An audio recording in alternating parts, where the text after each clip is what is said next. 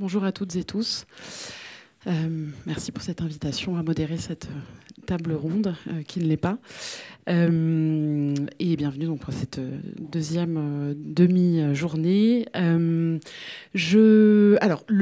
Cette table ronde est un ensemble d'études de cas représentées par 3 équipes de films. L'un des dénominateurs communs qui n'est pas donc de porter le prénom ou le nom de Philippe. Je tenais à dissiper tout doute. Non, parce que je n'y suis. Oui, voilà. Donc ça n'a pas été du tout un critère de sélection. Mais l'un des critères de sélection était l'obtention d'une aide du CNC décisive dans la fabrication, et donc le financement, qui est la thématique de ce panel, dans le financement des films dont il est question, et qui sont tous les 3 à des stades différents de fabrication. Donc je suis très heureuse d'introduire les équipes, donc de présenter les 5 intervenants qui représentent les 3 films.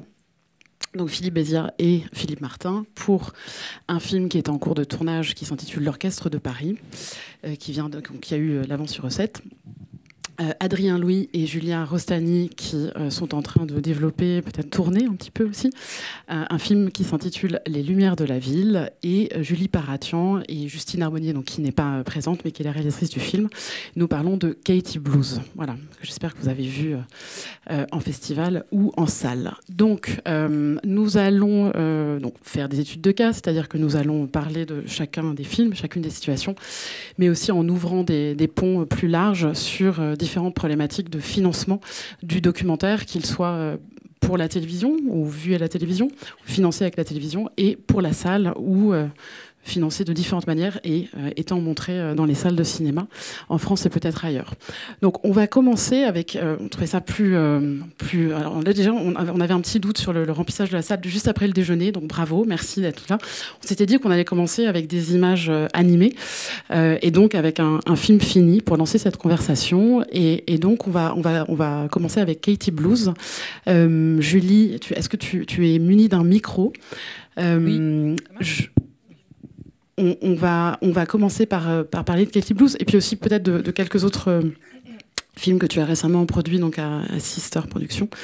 Et donc Katie Blues, vous l'avez peut-être vu à Vision du Réel ou à la CID à Cannes, il est sorti en salle, et c'est un film qui a été financé aussi avec le Canada, si je ne m'abuse, et avec une chaîne qui n'était pas représentée sur scène ce matin, qui est une chaîne locale. Et peut-être qu'on peut parler, tu peux présenter en quelques mots quelle était ta stratégie de productrice, ou bien on commence avec le trailer directement, c'est comme tu veux. Merci Nora. Moi je déteste le mot stratégie en documentaire. C'est-à-dire que souvent quand on me pose la question c'est quoi ta stratégie, ça me fait trembler, parce qu'en fait il y a plein de stratégies et c'est à la fois des opportunités et en même temps l'une des difficultés du documentaire, c'est qu'il y a plein de façons de le produire. Et l'intérêt de ce cas, Katie Blues, au-delà de la qualité du film, j'espère que vous verrez ou que vous avez vu, c'est qu'il emprunte un petit peu à toutes les stratégies possibles de production du documentaire. Mais je préférais qu'on voit peut-être les images d'abord et puis qu'ensuite on rentre dans le détail. Alors, est-ce qu'on peut lancer le trailer de Katie Blues? This is 96.9 FM, KMRD LP, Madrid, New Mexico. Thank you so much for tuning in on this beautiful day. I'm a dirty Yankee. Where? New York. Really? Mm-hmm. I know, I was on my way to San Francisco and I never made it any further. Action. Hi, we are here at Chime Time Live in Pearl River, New York. Here, let's go to Paul McCartney. You know, and I talk about my student loans. Sometimes people ask me what I went to school for, and I tell them, and they laugh, and they're like, well, of course you can't pay it off. It sucks being 29 years old. Have you ever wanted to do an audition for a Broadway play or whatever? Well, I have, and I showed up, and I couldn't do anything right. Hi, my name is Katie. I saw you were hiring on Craigslist. I'm excited. This is something that I really want to do, so I have no problem in my spare time knowing a song when I walk in here. I'm gonna play you some music today. Not like I normally do. I'm gonna play you some of my own music. You ready? Ready. Okay. I quit the bottle, buddy. Didn't quit me. I quit the bottle, buddy. Didn't quit me. I quit the bottle, buddy. Didn't quit me. No, no. Na, na, na, na, na, na, na, na.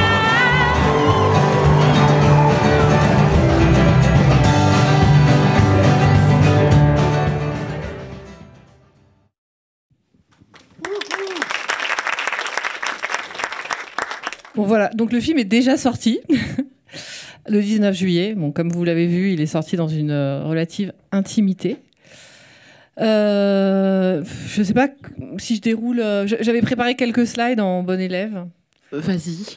Je sais pas comment il faut que je crois que c'est quelqu'un qui voilà. Alors j'ai intitulé dans un clin d'œil à mes collègues, mes brillants collègues producteurs, les aventures de l'autre Justine du Festival de Cannes 2023. Voilà, vous connaissez l'autre Justine et donc voici l'autre autre. Justine Trier, Anatomie d'une chute, les films de Péléas, coproduction déléguée de la Palme d'Or 2023. Et donc Justine Arbonnier est actuellement au Canada puisque le film va sortir au Canada. C'est un film qui a été coproduit. Moi, je coproduis quasiment tous mes films. En tout cas, tous les films qui touchent à un sujet étranger. Ça me tient à cœur de les coproduire avec un producteur qui vient de ce pays-là, tout simplement pour avoir un regard équilibré, partagé artistiquement, et puis aussi pour augmenter la surface de financement du film. Voilà, Katie, vous l'avez découverte un petit peu dans les images. Et voilà, donc nous aussi, on a été à Cannes, on était sur la Croisette, c'était super. Voilà, le film continue à circuler un petit peu partout dans le monde, donc c'est plus d'une centaine de festivals. Donc voilà, ça c'est l'aboutissement, ce que j'ai appelé donc une petite success story. C'est un premier film, donc coproduit entre la France et le Canada, qui a été accompagné dès le début par un vendeur international. Ça a son importance parce que ça donne quand même de la force quand on démarre un projet pour un premier film qui n'est pas un film attendu par le marché. Clairement, il n'y a pas vraiment de sujet. Il y a un personnage qui a une certaine force mais que personne ne connaît, qui ne porte pas de message particulier. Une réalisatrice qui a fait quelques cours avant mais qui n'a pas été vraiment repérée, et en plus ça se passe pas en France. Voilà, donc il y a quand même pas mal de difficultés à dépasser, mais aujourd'hui c'est un film donc qui est sorti en salle en France, qui va sortir au Canada là, dans quelques jours, et qui va être représenté aux États-Unis dans le cadre d'un programme qui s'appelle le Young French Cinema, et donc qui va sortir en salle aux États-Unis. On a fait 3 premières de rêve, donc Hot Dogs, Cannes et Nyon. Et pour autant, c'est moins de 5000 entrées en salle en France aujourd'hui. Voilà. Donc ça, c'est un petit peu la story actuelle du film. Donc moi, j'ai mis que ça représentait 6 ans de la vie. Donc souvent, je le mesure à l'âge de mon fils. Pour ma coproductrice canadienne, c'était plutôt l'évolution de son chien. Et c'est donc beaucoup de travail. En nombre de dépôts, ça j'aime bien compter le nombre de dépôts parce que c'est tellement un plaisir de déposer des dossiers divers et variés, mais on va en parler en détail. Donc j'en ai compté 29 côté France, 11 côté Canada. Il y a 4 périodes de tournage sur 5 ans aux États-Unis, y compris pendant la pandémie. Je pense que Justine, on en parlera tout à l'heure, mais a été l'une des rares cinéastes françaises à pouvoir tourner aux États-Unis parce qu'elle avait une résidence au Canada. Voilà, 75 Zoom calls, je pense que c'est à minima, 3 monteurs images, 3 ans de post-production, et donc quasiment 2000 éléments sur ma Dropbox concernant ce joyeux projet. Et le plan de financement, mais peut-être tu veux qu'on en parle après Non, après, voilà, je me suis arrêtée sautons. comme ça, hein, donc c'est fini. Sautons dans le plan de financement. Alors moi j'ai 2 documents sous les yeux. Alors pas celui-là, j'en ai encore d'autres. J'en ai un qui répertorie tous les financements obtenus, enfin réels, voilà. Et puis aussi une liste très longue. La police est beaucoup plus petite sur tous les financements refusés parce que c'est la part entre guillemets invisible du travail de productrice, c'est-à-dire évidemment de chercher des financements et de ne pas les obtenir. C'est la majorité des réponses que l'on obtient. Et alors ok, pas le terme n'utilisons pas le mot stratégie. Et ceci dit, c'est intéressant, c'est que tu le refuses parce que effectivement, quand on se lance dans un documentaire de création, est-ce que tu embrasses ce terme-là? On en reparlera, je pense, à l'occasion de cette heure ensemble. Lorsque tu t'embarques dans un premier film et dans un documentaire de création, est-ce que, et notamment pour celui-ci, est-ce que tu te dis, ok, on va aller du côté de l'audiovisuel, est-ce qu'on va aller du côté du cinéma, ou est-ce que je vais temporiser et avoir le maximum d'aides qui sont indéterminées pendant un temps afin de choisir au bon moment? Moi, personnellement, je dirais que c'est un petit peu les deux. C'est-à-dire que quand une réalisatrice ou un réalisateur vient me proposer un projet, j'ai quand même un minimum, une vision de là où on peut aller chercher de l'argent, parce que bon, c'est quand même intéressant de savoir à peu près où on met les pieds. Donc oui, j'ai quand même une vision. Simplement, cette vision, elle est sans arrêt remise en question, ou plutôt, oui, elle est traversée par plein de réalités. Tout au long du parcours du film, on ne sait jamais déjà combien de temps ça va durer.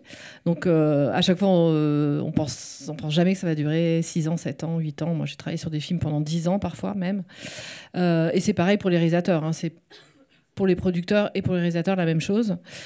Donc là, dans ce cas-là, Justine est venue me voir, je me rappelle très bien, parce que c'était en plein mois de juillet, donc pile le moment où on n'a pas du tout envie de prendre un nouveau projet. Mais bon, il m'avait été proposé par Alice Diop, donc bon, je m'étais dit quand même, il faut que je sois un peu à la hauteur. Alice m'appelle pour me proposer un projet, je me suis dit bon, quand même. Et en fait, le projet m'a énormément plu. Elle voulait qu'on dépose une aide pour un court-métrage, donc à ce qui s'appelait la contribution financière à l'époque, donc l'aide avant réalisation du CNC. Et c'est ce qu'on a fait très rapidement. On l'a pas eu, je crois qu'on a eu un PSR, on a redéposé, enfin ça tout le monde connaît. Pendant un an, on a essayé de le produire en court-métrage, y compris en allant en Nouvelle-Aquitaine, puisque ma société est basée à Bordeaux. J'ai un bureau à Bordeaux, un bureau à Paris.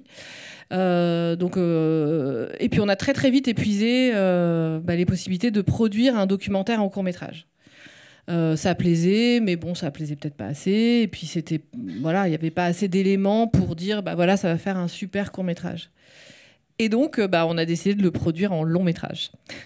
Et là, en long-métrage, il y avait de nouveau d'autres possibilités qui s'ouvraient, à la fois à la télé et au cinéma. Alors, on n'a pas tenté l'avance sur recette avant réalisation, parce que pour moi, le projet ne s'y prêtait pas. Il me semble qu'il y a des projets qui peuvent faire mouche plus facilement à l'avance sur recette que d'autres. Celui-là, c'était pas le cas. Donc, on est allé plutôt vers des guichets documentaires plutôt fléchés. On a eu l'aide à l'écriture du FAIA.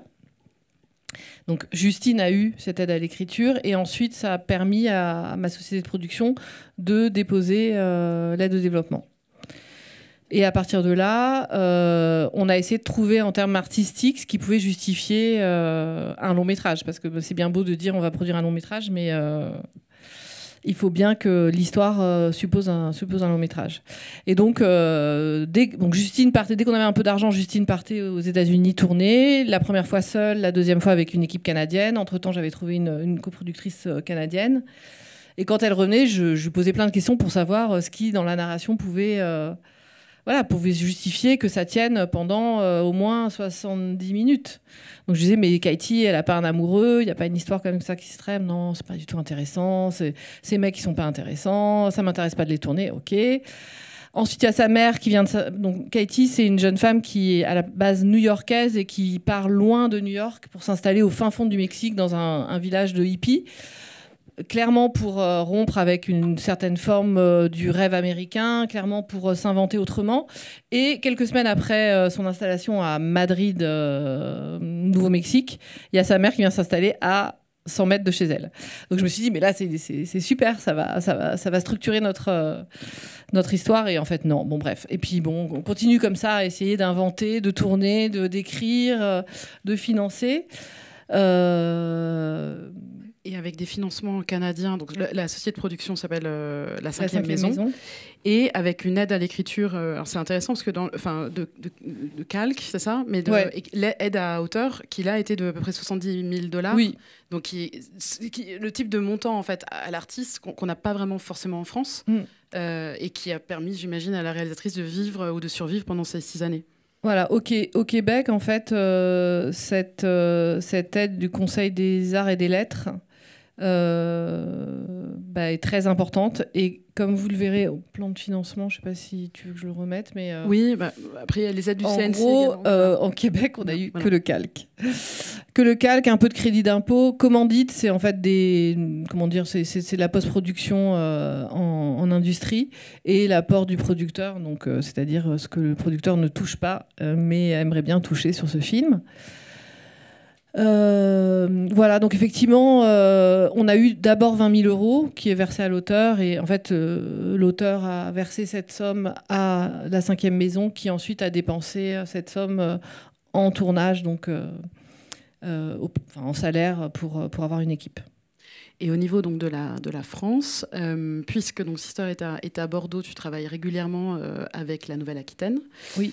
Et on peut en parler aussi de ça, c'est-à-dire qu'il y a des aides selon les régions, il y a des aides aux projets, mais aussi des aides structurelles aux sociétés de production, ce qui est souvent salué par les structures, parce que c'est aussi un apport, une respiration qui n'est pas uniquement liée au projet. Donc là, je crois que l'aide, c'était sur le projet, c'est ça ? Oui. Alors, je m'y perds moi-même. Aide à la production. Non, qui était liée à TV7. Ça c'était donc après il y a eu une aide à la production. Il y a TV7 Bordeaux qui est une petite chaîne du groupe Sud-Ouest qui a un accord avec la région pour soutenir un certain nombre de projets, et donc on a eu une petite convention d'écriture de 2 000 €. Voilà, on était très contents. Mais la société a été aidée, Sister a été aidée pour un programme de projets. Donc chaque année, on a accès à la possibilité de déposer, c'est un peu comme à la ProCirep, on dépose un ensemble de projets et on est aidé sur...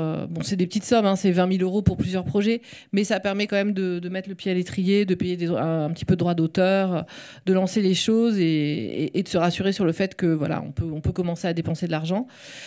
Et ensuite, mais c'est beaucoup plus tard qu'on a eu... donc en tout temps, on a eu le Pays de la Loire, parce que la réalisatrice est aussi résidente à Nantes. C'est vraiment... je mange à tous les râteliers, quoi. C'est vraiment... dès qu'il y a un petit bout d'aide que je peux aller chercher, évidemment, j'y vais. Et avec le préachat de TV7 Bordeaux, donc de 12 000 €, enfin, autant dire que c'est pas énorme, on peut aller chercher le fonds de soutien du CNC, donc le fonds de soutien audiovisuel, qui a adoré le projet, donc nous a donné 45 000 €. Voilà.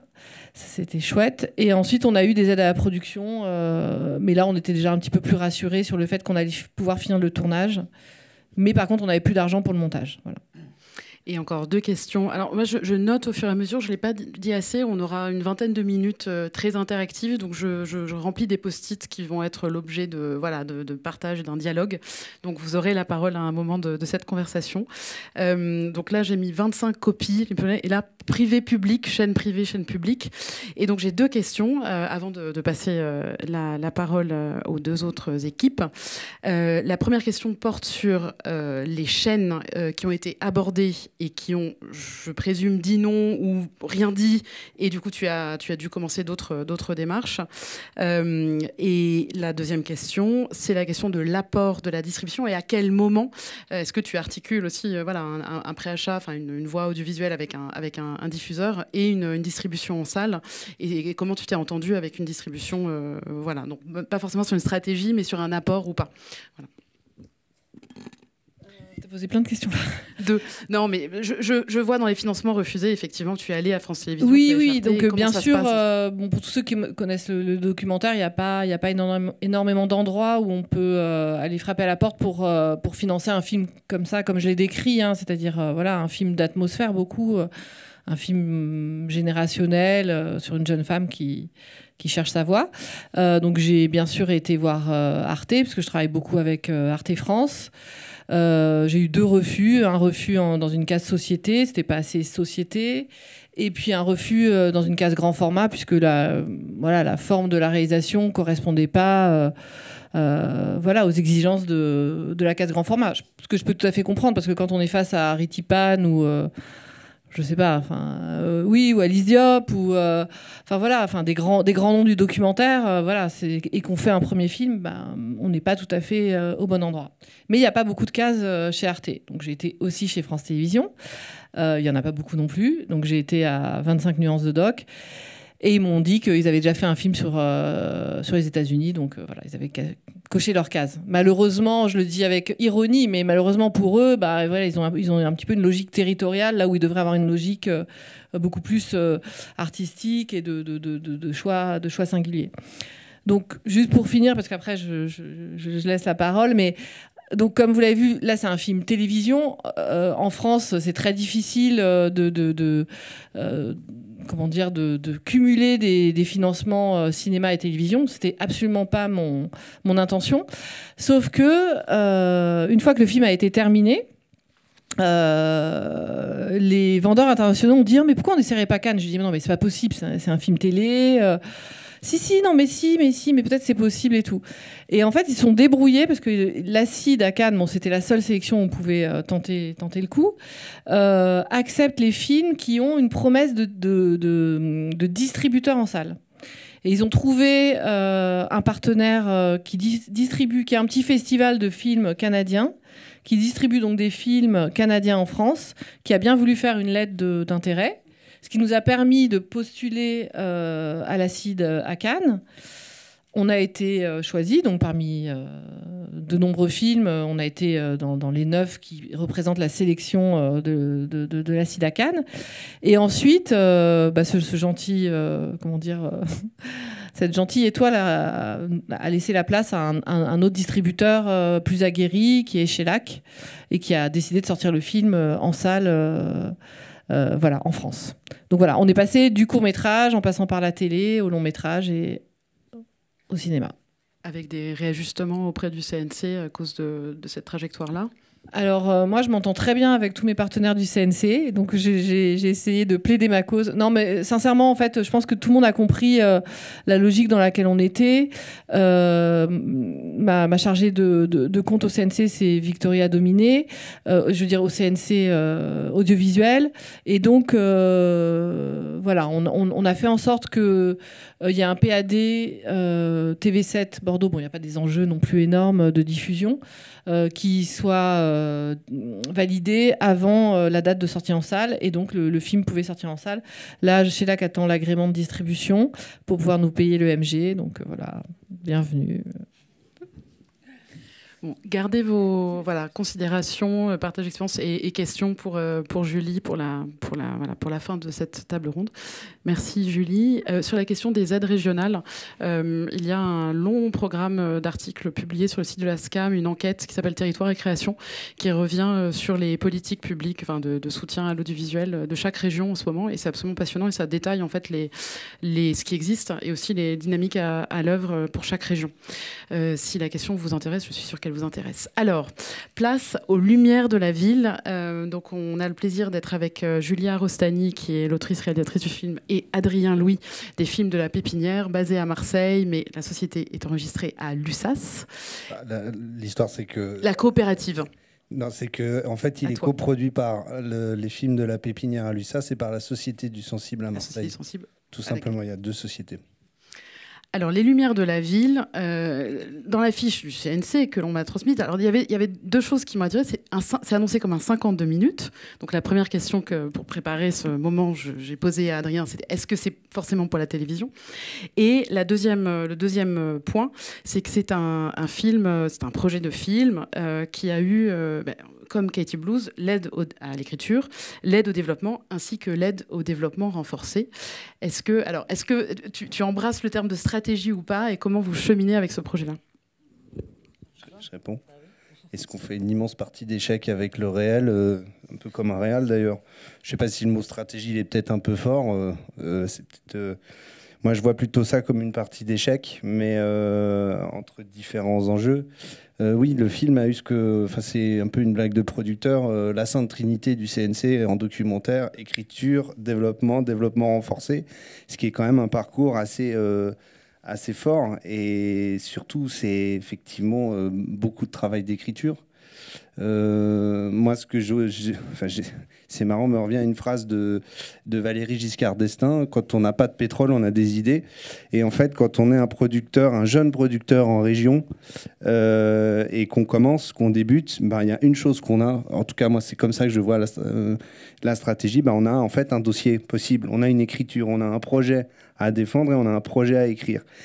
Et en tout cas, a priori, dans le système du CNC et des multiples aides régionales et CNC, ça marche plutôt bien. C'est-à-dire que si on met un effort assez colossal dans l'écriture, même si on n'est pas connu, le film de Julia, moi, c'était vraiment l'un des premiers films d'une société, d'une coopérative de production assez particulière qui s'appelle Les Films de la Pépinière, basée à Lussas, là où il y a la meilleure plateforme de documentaire au monde qui s'appelle Tank. Représentée ici, je crois.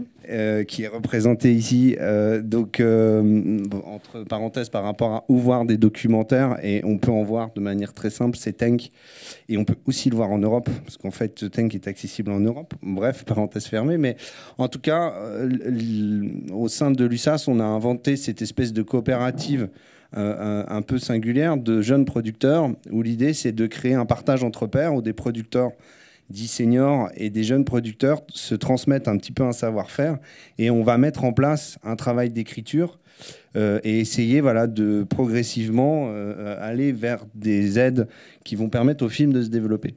Donc en fait, moi, pour répondre à cette question, c'est que l'une des stratégies, c'est de faire confiance au film, de faire en sorte que la réalisatrice tienne pendant 3 à 4 ans d'écriture avec un effort de précision, de reprécision, et qu'a priori, petit à petit, les choses s'effectuent avec des aides du CNC et des aides aussi régionales, on a un peu eu on a fait un grand chelem. On a eu aide à l'écriture région Sud, on a eu aide au développement région Sud, aide au développement région Auvergne-Rhône-Alpes, et les 3 aides du CNC. Donc on arrive, tout d'un coup, ce projet a un développement assez important. Donc, comme on transmet les chiffres, il y a environ à peu près, c'est un budget avec 60 000 € de développement. Et je n'ai même pas commencé à faire la production. Donc, vous avez déposé un devis estimatif de développement au CNC de 84 000. On vous souhaite. Mais comment je pouvais faire autrement? On avait tout. donc, c'est un cas de figure où, en tout cas, quand on joue le jeu de l'écriture et du dossier, ça fonctionne assez bien. Et voilà. Donc ça, c'est moi, mon point de vue de producteur. Après, il faut effectivement, en tant qu'auteur, on parle de 3-4 années d'écriture. Donc, voilà. Est-ce que vous voulez nous montrer quelques images de votre projet en cours? À fond. Alors, on y va. Donc, c'est un teaser.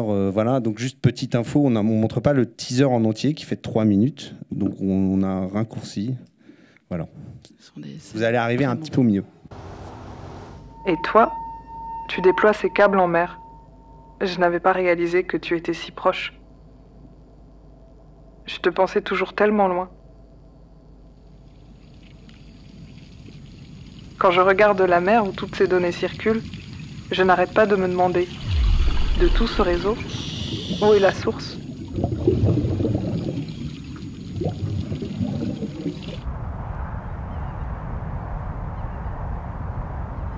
Salut Julia.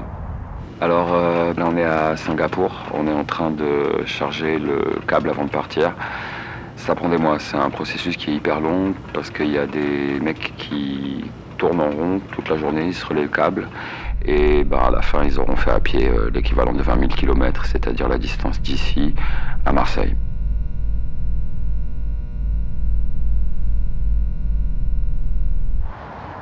Moi je reconnais pas cette ville que tu me montres là.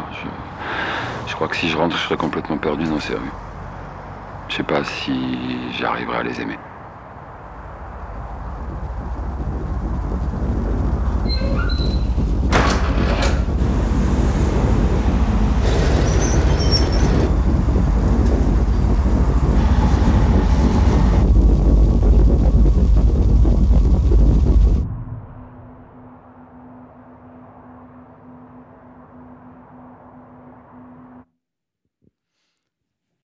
Merci.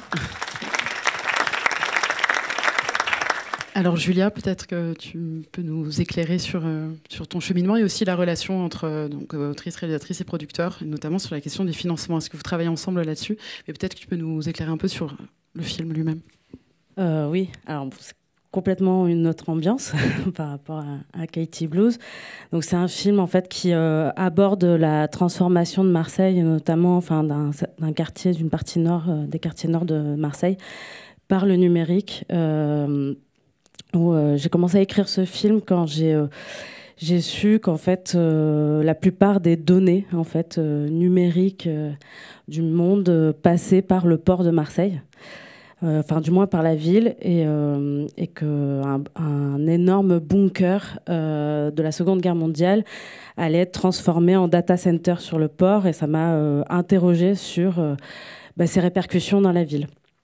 Donc j'ai commencé à écrire ce film sur un sujet que... Alors, autant je maîtrise très bien la ville de Marseille, parce que j'y vis, j'y suis née, et par ailleurs, les questions d'urbanité, de ville m'intéressent beaucoup. Donc voilà. Mais par contre, cette question du numérique, je ne la maîtrisais pas du tout.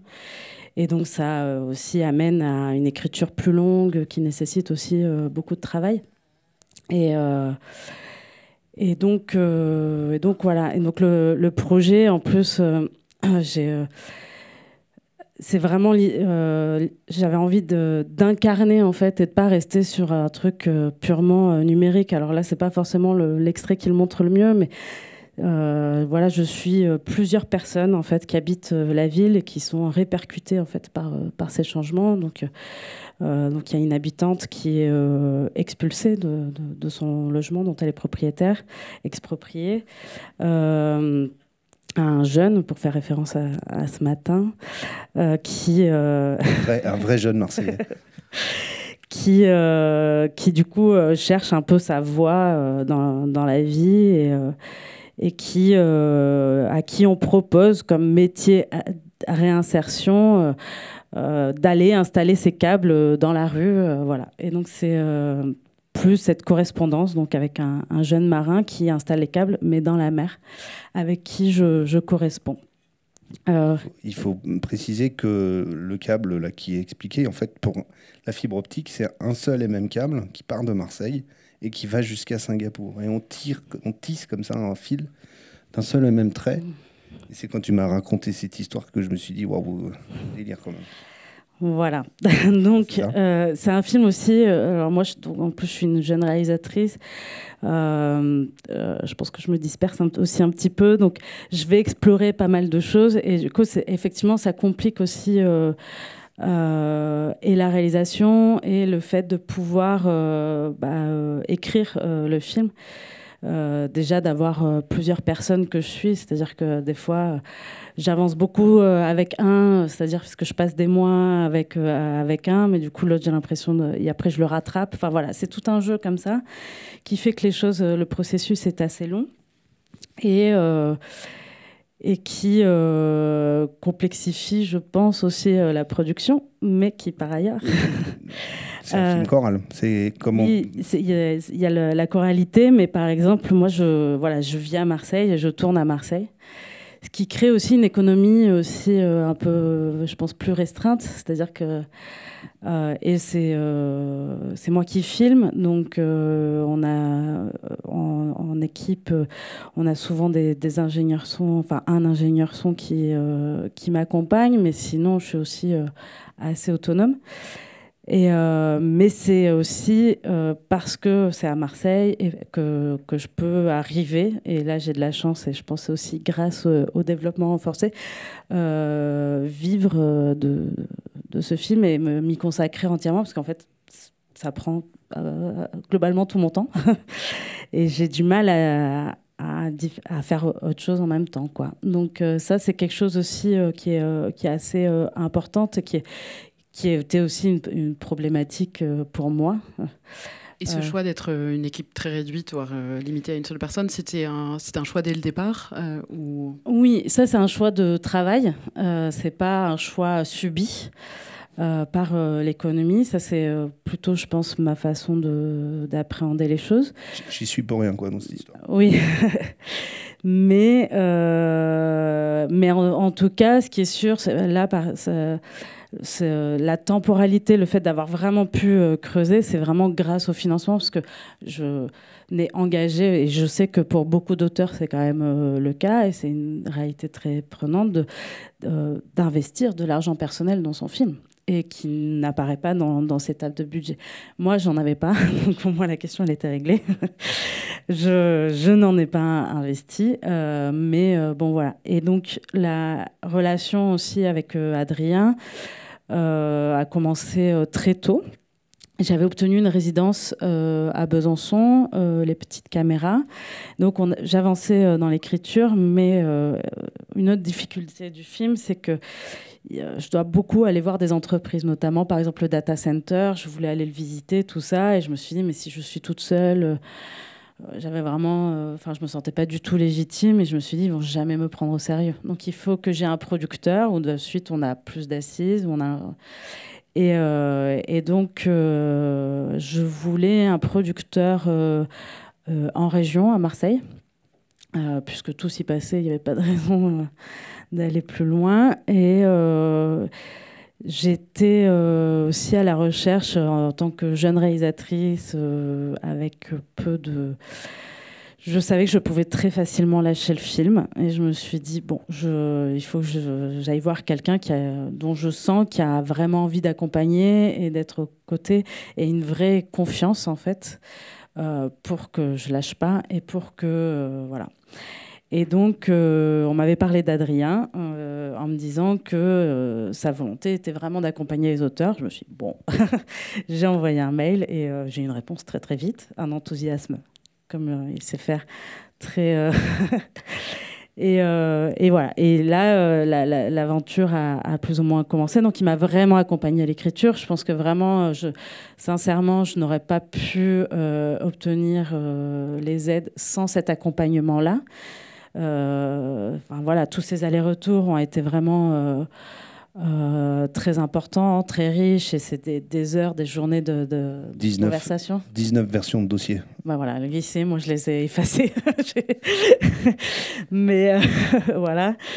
Et donc voilà, il y a eu la première aide, donc, qui est l'aide à l'écriture du Fayard, qui, voilà, pour être concret, m'a permis de vivre à hauteur de 1 000 € par mois pendant un an, pendant plusieurs mois.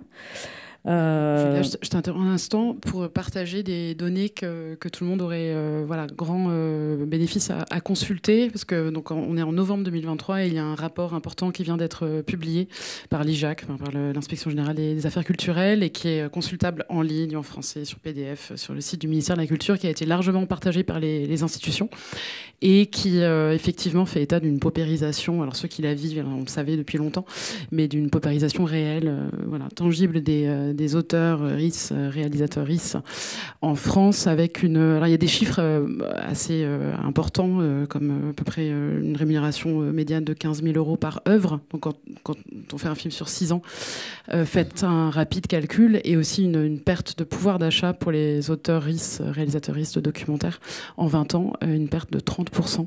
Voilà, c'est parmi les données compilées par ce rapport, et c'est important d'en parler pour prendre la mesure des choses. Et voilà. Et ensuite, donc il y a eu après la région, mais ça met du temps un peu à arriver. Puis surtout la région sud, ça met beaucoup de temps.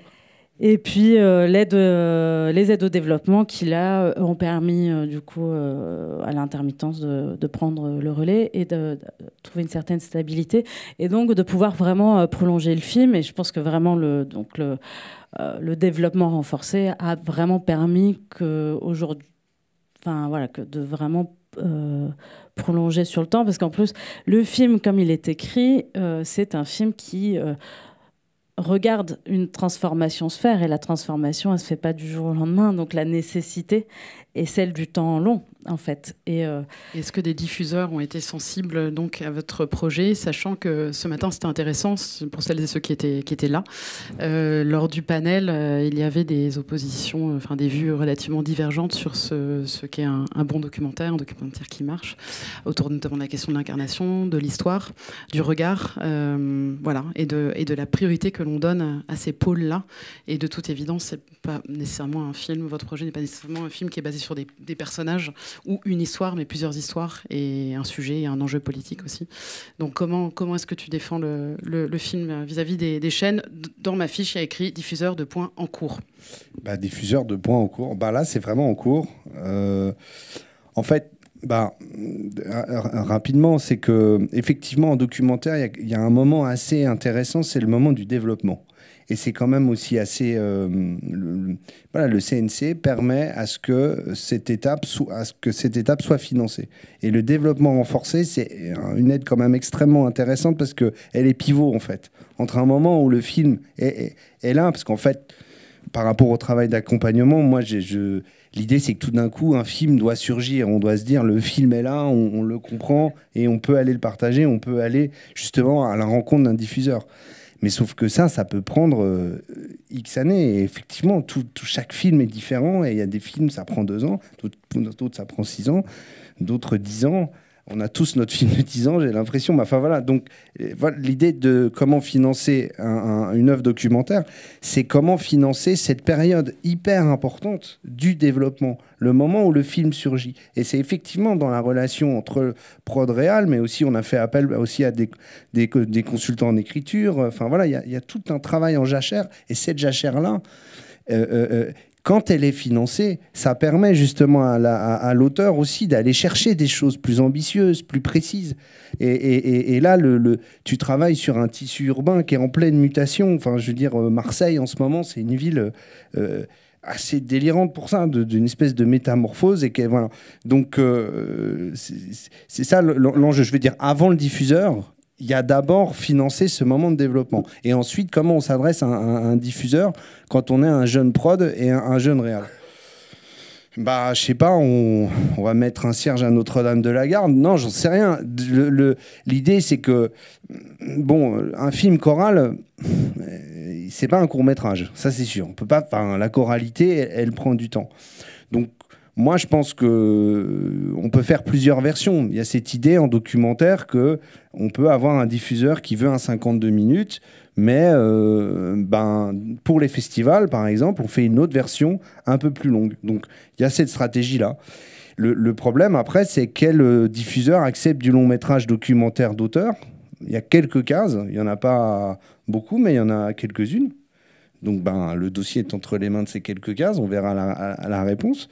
Donc voilà, en fait, la difficulté est entre la longueur du film et le débat de tout à l'heure était quand même assez intéressant. Le 52 minutes est encore un format exigé et nécessaire. Mais moi, j'ai l'impression que cette idée de 52 minutes existe encore. Netflix arrive et dit, mais nous, on n'a pas de case. Donc, voilà, quelle rencontre on a avec les diffuseurs, faut arriver à montrer que le film peut faire 52 minutes. Il y a cet enjeu-là. La question aussi, encore une fois, on n'a pas le temps de tout aborder, mais la problématique d'être une petite société, une société indépendante évidemment, et une société avec un volume relativement réduit. On sait que à peu près, là les chiffres publiés récemment, notamment par des études du CNC, c'est que 50% des heures produites par l'audiovisuel public sont produites par 10% des sociétés enregistrées en France. Donc on voit qu'il y a une concentration, que c'est difficile et que cela prend du temps d'entrer sur le marché. C'était intéressant ce matin, Muriel Ménard disait qu'on ne lui demandait plus ou on n'imposait plus en fait n'introduisait pas de demande de modification des films en salle de montage, mais c'est 30 ans de métier et c'est une société évidemment extrêmement établie. Et combien de temps mettons avant d'atteindre ce stade-là où on arrive à faire une œuvre, en tout cas selon son regard. Ça planait dans la discussion ce matin, et j'imagine que quand on entre dans le métier, c'est plus difficile. Moi, je pense que... Alors, moi, je suis une espèce de producteur un peu bizarre parce qu'en fait, je suis uniquement en région. Donc, pareil... C'est pas bizarre ? Non, mais je plaisante, mais je veux dire par là, c'est que c'est déjà aussi toute une démarche de dire je m'ancre en région et j'essaye de développer du documentaire en région. Donc, dans ce cas, j'en parle parce qu'en fait, par exemple, les antennes locales, elles font le travail. Il y a des antennes locales qui prennent des projets de premiers films singuliers. Et voilà, moi, je vous donne un exemple très concret. En région sud, on a monté un truc, la région a monté en lien avec les producteurs régionaux ce qu'on appelle un contrat d'objectifs et de moyens entre Maritima TV, qui est une chaîne locale sur le bassin de Fosse, sur mer, et France 3 Région, avec comme engagement de produire premier film ou deuxième film d'auteurs régionaux, en mettant du numéraire de manière assez importante. Donc quand en fait la filière régionale s'organise pour structurer des modalités pour soutenir premier, deuxième film, nous ça nous permet en fait de valoriser ça. Parce qu'en fait moi mon job de jeune producteur, c'est de rencontrer des jeunes réalisateurs, alors que ne rencontrez pas, mais en fait évidemment un jeune réal, il va aussi aller voir un jeune prod, parce que c'est impressionnant d'aller voir un prod qui a un catalogue de fou. Et un jeune réal, il cherche un accompagnement. Après, moi, c'est mon truc. Et puis, quand on vient de l'USAS, à l'USAS, il y a cette grande tradition de l'écriture documentaire extrêmement poussée. Un film, ça s'écrit. Et ça s'écrit, pourquoi ? Parce qu'on sait ce qu'on va aller chercher ensuite dans le réal. Et dans le cas de Julia, c'est le cas. Donc, voilà, il faut avoir le temps, la disponibilité. Moi, si je dois lire un dossier plusieurs fois, mais parce que j'ai le temps, comme je suis une petite structure. Voilà, alors comment en tant que producteur on finance tout ce temps passé à l'écriture, c'est aussi une problématique en soi. Donc ce que je veux dire par là pour répondre à ta question, déjà les diffuseurs régionaux prennent leur part, et certaines fois de manière importante, voire même de manière... certaines fois ils disent, en tout cas il y a des retours qui prennent des films que devraient prendre les chaînes nationales. Moi, je pense à Lyon Capital TV, je pense à d'autres diffuseurs régionaux, ils soutiennent à fond. Mais le problème, c'est qu'ils n'ont pas forcément de numéraire à mettre. Donc derrière, voilà, ça peut aussi réduire les budgets. Discussion qui est suscitée régulièrement aussi lors des étoiles de l'ASCAM, où l'on voit la proportion grandissante de documentaires qui donc obtiennent des étoiles de l'ASCAM et qui ont des engagements de diffuseurs régionaux, télévision locale et pas nationale. Alors, tu parlais d'un catalogue de fous, et je crois que du côté des films de Péléas, c'est quand même une bonne transition vers Philippe Martin et Philippe Béziat avec l'Orchestre de Paris. Donc l'Orchestre de Paris est actuellement, je crois, en tournage, c'est ça. Et le projet, donc en tant que long métrage documentaire, a eu de l'avance sur recette. Je ne sais pas en quelle année, et vous allez nous le dire. Et par ailleurs, ce qui est intéressant, c'est que vous travaillez ensemble depuis très très longtemps. Voilà, je crois que c'est ton 5e long métrage, et par ailleurs, c'est peut-être aussi votre 5e collaboration. Voilà, la parole est à vous. Est-ce que vous avez 2 micros ou un pour 2 ? Voilà, parfait. Je commence par parler de la collaboration. La collaboration, elle s'ancre dans une chose bien particulière, qui est un goût qu'on partage avec Philippe sur la musique et sur l'opéra. Et quand j'ai créé Péléas, assez vite, on a parlé ensemble de projets. On était encore un petit peu dans cette espèce de tradition, de ce qu'on appelait les films opéra, des films qui ont été incarnés par la Gaumont à une certaine époque. Et tous les deux, on avait eu un goût très fort pour ces films. Mais on a réfléchi à un film comme ça. Et puis, en fait, assez vite, on s'est rendu compte que ce ne serait pas faisable. Et en fait, on s'est dit, prenons les choses à l'inverse. C'est-à-dire que l'époque des films opéra, c'était... on montait la production d'un opéra pour un film. Donc, on allait chercher les plus grands orchestres, les plus grands chanteurs, le plus grand chef, des décors incroyables. Et on filmait tout ça. Et en fait, on s'est dit, faisons à l'inverse. Identifions des productions d'opéra qui nous intéressent et faisons des documentaires sur ces productions. Voilà, c'était une façon de faire quand même du cinéma à partir de la musique, mais sans du tout avoir le poids en production de tout ce qui va avec la musique. Et on a commencé avec un premier film qui était une mise en scène qu'Olivier Pi faisait de Péléas et Mélisande à Moscou. Ensuite, on a fait un autre film qui était un peu différent parce que c'était un film de fiction que Philippe avait développé avec les films d'ici. Moi, je suis arrivé dans un deuxième temps comme coproducteur délégué avec Serge Laloux, et qui est une fiction, mais qui est une fiction qui recrée les conditions d'un documentaire, un peu autour d'une œuvre de Stravinsky qui s'appelle Nos. Ensuite, on a fait Traviata et nous, qui était un documentaire qui se passait à Aix-en-Provence pendant les répétitions de la Traviata, que mettait en scène Jean-François Sivadier avec Nathalie Dessay, dont c'était le dernier rôle. Voilà, on a fait Les Indes galantes à partir de la mise en scène de Clément Cogitor, et en ce moment, on fait donc l'orchestre à la Philharmonie. Et ce qui est un peu paradoxal, c'est qu'au fond, presque tous ces films, au début, on les a pensés pour la télévision. C'est-à-dire que l'idée, moi, dès que j'avais créé Péléas, j'avais un peu dans cette idée d'une collection de films musicaux. Je me souviens que, d'ailleurs, le premier film que j'ai produit, c'était un documentaire sur Henri Dutilleux, et j'avais l'idée de faire une collection avec des chefs d'orchestre. J'avais proposé à ce moment-là à France 3, et en fait, je m'étais vraiment trouvé devant une idée de programme fermée de l'intérieur, quoi. Je n'arrivais absolument pas à... Combien de fois j'ai essayé de proposer des projets à Arte, et même si jamais en production cinéma, on avait des films qui sortaient, je dirais que on existait comme producteur de films, je n'arrivais pas à avoir de rendez-vous avec Gabriel Babin, qui dirigeait à ce moment-là un programme d'Arte. J'avais voulu écrire, lui téléphoner, impossible. Donc le film de Traviata et nous, par exemple, après avoir eu des refus ou pas de réponse, on s'est dit, essayons de le faire pour le cinéma, et on l'a fait pour le cinéma. C'était quand même... à chaque fois, ça a été des expériences assez délicates parce qu'on n'avait pas de financement. On est parti sur Péléas et Mélisande sans financement. On est parti sur Traviata et nous avec le tiers de ce qu'il fallait. Et puis après, on s'en est sorti parce qu'on avait l'avance sur recette après réalisation, qui était quand même essentiel. Et c'est ce qui nous a permis de continuer, hein, parce que sans ça, ça aurait un petit peu arrêté ce principe de production qui était quand même assez risqué. Quand vous dites sans financement, avec quand même un distributeur ou... Non, Péléas et Mélisande, il n'y avait pas de distributeur avant. Traviata et nous, non. Traviata et nous, j'avais trouvé un peu de financement privé, et on avait eu la région PACA. Voilà, donc on était parti, ça coûtait en gros 300 000 €, on était parti avec 100 000 €. Voilà, donc c'était quand même...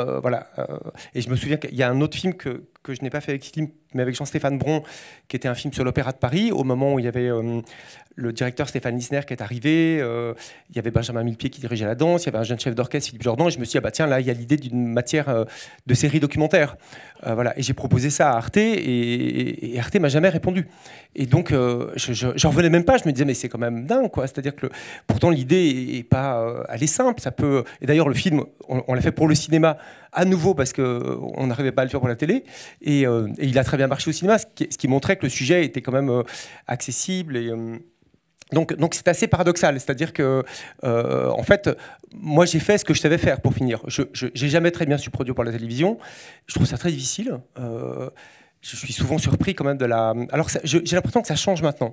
Je pense que cette culture change, mais pendant longtemps, on avait l'impression que les unités de programme, documentaires, musique étaient réservées à quelques producteurs, et que... c'est pour ça, quand vous dites un jeune producteur, comment il fait pour rencontrer des diffuseurs, je peux vous dire qu'un producteur plus expérimenté, c'est pas beaucoup plus simple. Hein. Non, mais des fois, c'est étonnant. C'est-à-dire que vous avez plus facilement accès à la personne qui prend les décisions pour tous les longs métrages du cinéma, tous les longs métrages français de Canal+, que vous avez accès à un responsable de documentaire dans une chaîne. Ça, c'est assez mystérieux. Mais... voilà, donc du coup, alors après, on a réussi petit à petit à quand même, on va dire, stabiliser un peu les financements des films, mais assez récemment, hein, c'est-à-dire que c'est avec Indes galantes, on a réussi, alors on n'a pas eu l'avance sur recette, mais on a eu Arte, donc on a eu la région Île-de-France, donc ça nous a permis d'avoir quand même un petit peu ce qu'il fallait pour tourner. Et à nouveau pour l'orchestre, alors là, on n'a pas eu Arte, mais on a eu l'avance, donc ça nous permet aussi d'avoir à peu près ce qu'il faut avec le crédit d'impôt et un distributeur. Oui, est-ce qu'on regarderait un trailer d'1 minute 30 des Indes galantes, qui était votre dernière collaboration, si les images sont bien parvenues à la cabine du projectionniste. Je sais que c'est arrivé un petit peu tardivement. Merci. Je suis née au Brésil. Moi, je suis sénégalais. D'origine espagnole. J'ai grandi à Grenoble, mes parents sont de l'Oise. Donc c'est compliqué parce que j'ai des racines, mais je suis coupée d'elles. Mine de rien, le fait d'être né en Côte d'Ivoire, ça donne une force.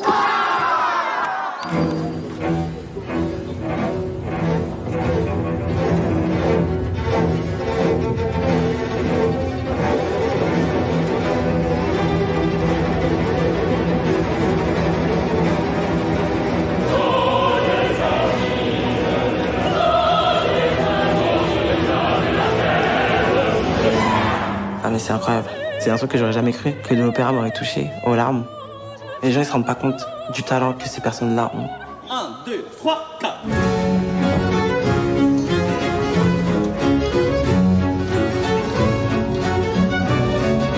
Ce spectacle, je voudrais qu'il puisse raconter les tensions entre les corps, les groupes, et qu'il va petit à petit aller jusqu'à l'explosion.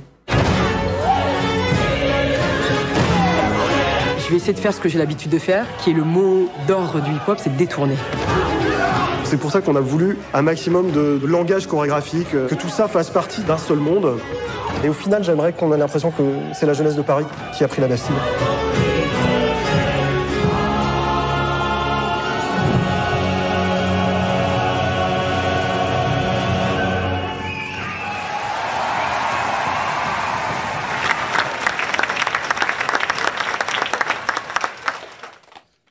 Bintou Dembélé utilise très souvent la notion de marronnage pour parler de sa pratique. Je crois que c'est quelque chose qu'on peut convoquer aussi souvent quand on produit du documentaire.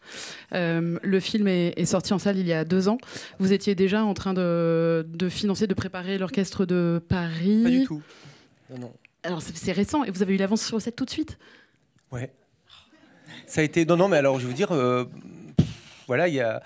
De toute façon, on sait l'importance qu'a l'avance pour certains films, c'est-à-dire qu'avoir l'avance, ça nous permettait de le faire. Ne pas avoir l'avance, on ne faisait pas le film.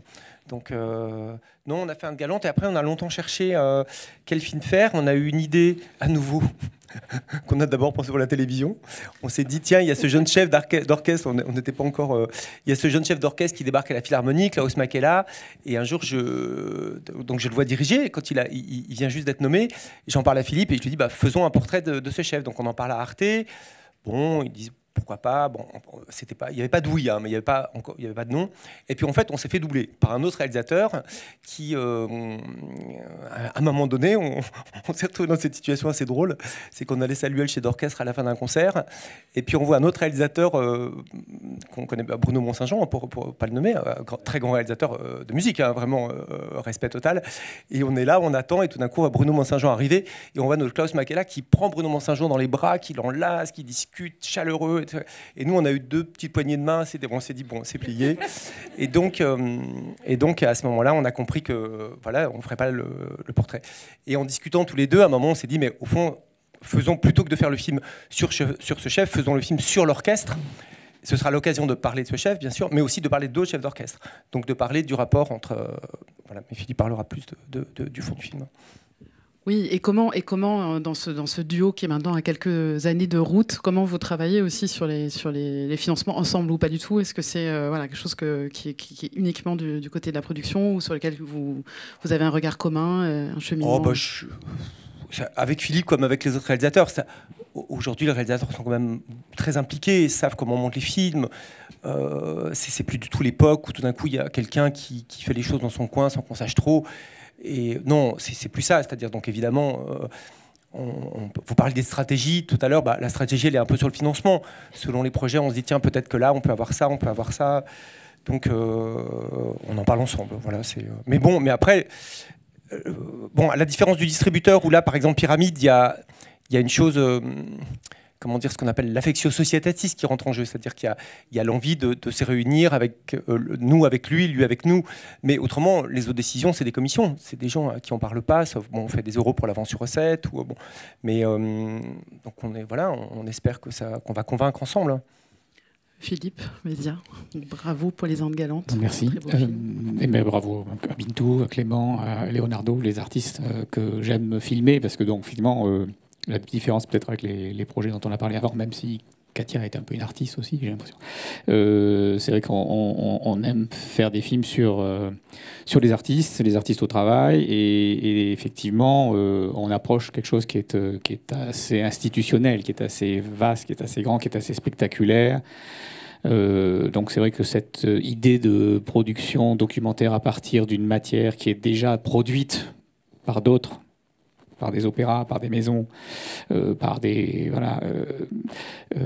Déjà, c'est pour moi une énorme chance de pouvoir faire du spectacle aussi, parce qu'en fait, j'aime filmer le travail. C'est une chose qui est très importante dans le documentaire, je pense, tout le temps, souvent, beaucoup. Mais le travail d'artiste, parce que c'est un travail que je trouve spectaculaire et puis qui nous amène dans voilà, dans des réflexions et dans des vécus personnels qui nous touchent autrement, peut-être que les questions purement sociales, même si les questions politiques, elles sont évidemment au cœur du travail artistique. Je rebondis sur cette question de télévision et cinéma, c'est que moi je fais le même parcours enfin Philippe a raconté son parcours par rapport aux chaînes de télévision et au cinéma. Moi j'ai commencé à la télévision, j'ai fait des documentaires à la télévision, j'ai été assistant de Marc Hidel sur des documentaires, des portraits de compositeurs, choses comme ça, à une époque, c'est l'avantage de l'âge, où effectivement les films étaient en francs constants ou en euros constants, étaient beaucoup mieux financés et où effectivement, je